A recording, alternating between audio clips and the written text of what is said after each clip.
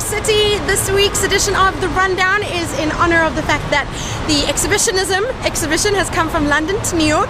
So I'm going to take you to some of the places that are relevant to the Rolling Stones and some of their fantastic adventures in the city. Starting here outside Carnegie Hall, where they played the first ever 2 shows that they did here. So let's go. It was June in 1964 that they came here to Carnegie Hall and played a matinee and an evening show 4 months after the Beatles had come, and so there was so much hysteria.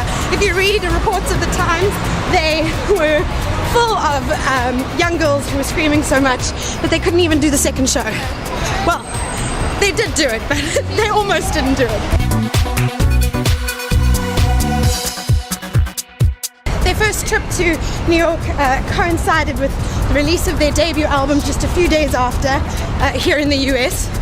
They'd made an impact in England and needed to make one here.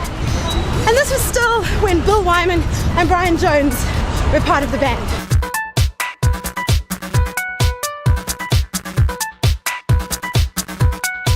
I just saw a tweet that Trump is actually in town, so hence even more people are trying to see something.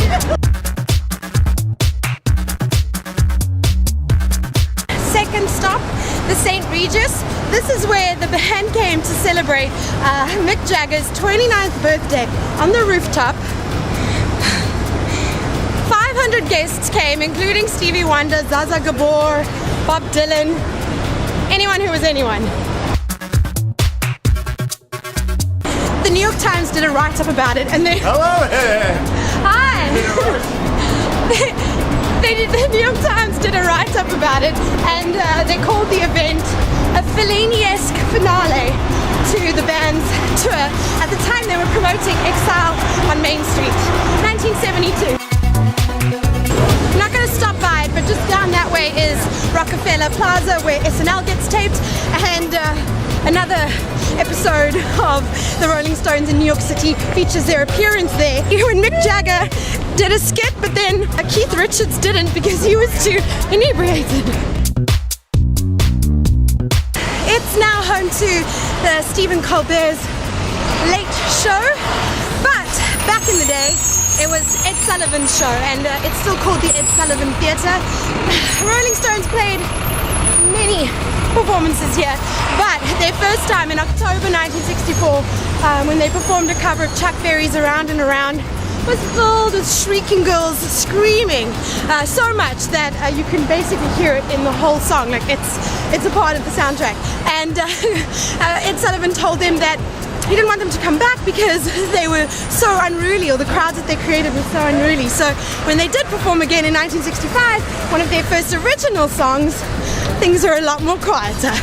Well, as quiet as you can get for the Stones.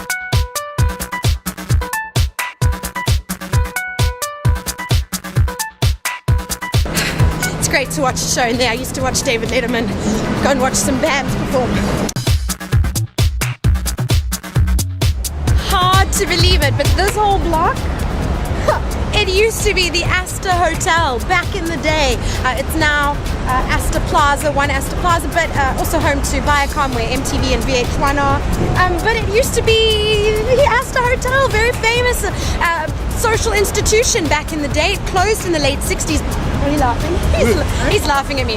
Before it closed down in the late 60s, it was an institution in New York known for its wartime atmosphere. People would go there during the war, after the war. It was a hotspot for nightlife, and the Stones came here, and this is where they stayed when they first came to New York in 1964. Loads of screaming girls stormed the lobby. Wow. Hard to think that now it is home to all sorts of stores, and I wonder how much screaming goes on at Viacom. Who knows? Maybe for the likes of Justin Bieber and One Direction, I don't know. Oh, that's nice. Madison Square Garden. One of the most iconic music venues in the world. The first time the Stones played here in 1969, it was the first time they'd been back in America since 1966, because they had a couple of drugs charges and things like that. It gave them some visa problems. But they went on to play such an epic show that it became the basis for Get Your Yayas Out with Jumpin' Jack Flash, Midnight Rambler, all those tracks, and Mick uttering, there's Penn Station down there, Mick uttering the words, New York, you talk a lot, let's get a look at ya.